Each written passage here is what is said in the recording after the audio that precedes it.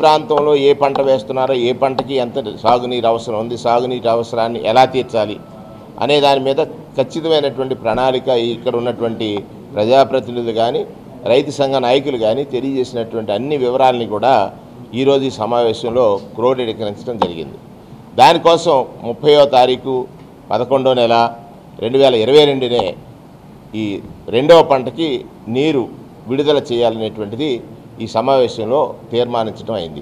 రైతు కోసం, రైతు కష్టాన్ని ఎప్పటికప్పుడు నివారించడం కోసం ఆర్బీకే కేంద్రాలు ఏర్పాటు చేయడం కానీ, మండల స్థాయిలో రైతు అడ్వైజరీ బోర్డు మీటింగ్స్ని నిర్ణయించడం కానీ, అసలు ఏ పొలంలో ఏ పంట వేశాడు, వేసినటువంటి పంటకి వచ్చే ఫలం ఎంత, లేదా నష్టం జరిగితే ఎలా అతన్ని ఆదుకోవాలి అనేటువంటి విధానం భారతదేశంలో మరి ఎక్కడా లేదు. కేవలం జగన్మోహన్ రెడ్డి గారి ప్రభుత్వంలోనే ఉంది. రైతుల యొక్క సంక్షేమమే ఆయన లక్ష్యంగా పెట్టుకుని 3 పంటలు పండించాలి ఈ ప్రాంతంలో.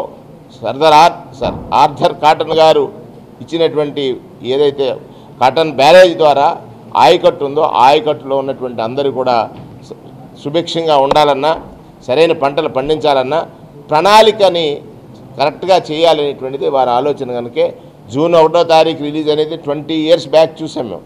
జూన్ 1వ తారీఖు రిలీజ్ చేయడం వల్ల ఏదైతే సైక్లోన్స్ వచ్చే సమయానికే పంట కోసి ఇంటికి పట్టుకెళ్ళేటువంటి పరిస్థితులు వచ్చాయి. దానిలో విత్తనం నుంచి విక్రయం వరకు కూడా రైతుని అన్ని రకాలుగా ఎక్కడ మోసగించడానికి వేరే వారికి ఆస్కారం లేకుండా ప్రణాళిక చేయడం ద్వారా ఇవాళ ముఖ్యమంత్రి గారు రైతుల హృదయాల్లో సురస్థాయిగా నిలుస్తాడని అనటానికి ఈ సమావేశం చాలా ఫ్రూట్ఫుల్గా ఫలప్రదంగా జరిగినటువంటి ఈ సమావేశంలో అధికారులు చక్కటి సమాచారాన్ని మాకు తెలియజేశారు. మా సూచనల్ని, రైతాంగం యొక్క సమస్యల్ని, వాటికి నివారణ కోసం, ఆ సమస్యల నివారణ కోసం ప్రణాళికల్ని స్పష్టంగా తయారు చేసి జిల్లా కలెక్టర్ గారి ద్వారా ప్రభుత్వానికి నివేదించి ఆ సమస్యల పరిష్కారానికి మార్గాలు కనుగొనాలనేటువంటిది ఈ సమావేశంలో తీసుకున్న పలు కీలక నిర్ణయాల్లో ప్రధానమైనటువంటి నిర్ణయం. నూతనంగా ఏర్పడిన తూర్పుగోదావరి జిల్లాలో ఇరిగేషన్ అడ్వైజరీ మీటింగ్ జరుపుకోవడం జరిగింది. అంటే రైతులకి సాగునీరు ఇవ్వాలి, ప్రజలకి త్రాగునీరు ఇవ్వాలి.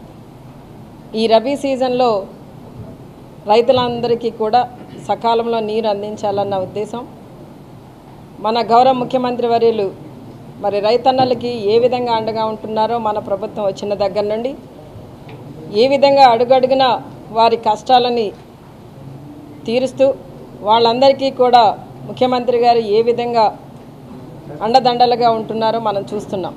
ఈ రోజున మరి రబీ పంటకు కూడా సకాలంలో నీరు అందించాలన్న ఉద్దేశంతో ఈ రోజున ఇక్కడ మీటింగ్ కండక్ట్ చేసుకోవడం జరిగింది. అలానే ఈ నెల నవంబర్ 30వ తేదీన సాగునీరు ఇవ్వడం జరుగుతుంది. అంటే రైతన్నలందరూ కూడా ఎప్పుడు సంతోషంగా వ్యవసాయం చేసుకోవాలి, వారికి కావలసిన వనరులు సకాలంలో మనం అందించాలి అన్నదే ముఖ్యమంత్రి గారి యొక్క ముఖ్య లక్ష్యం.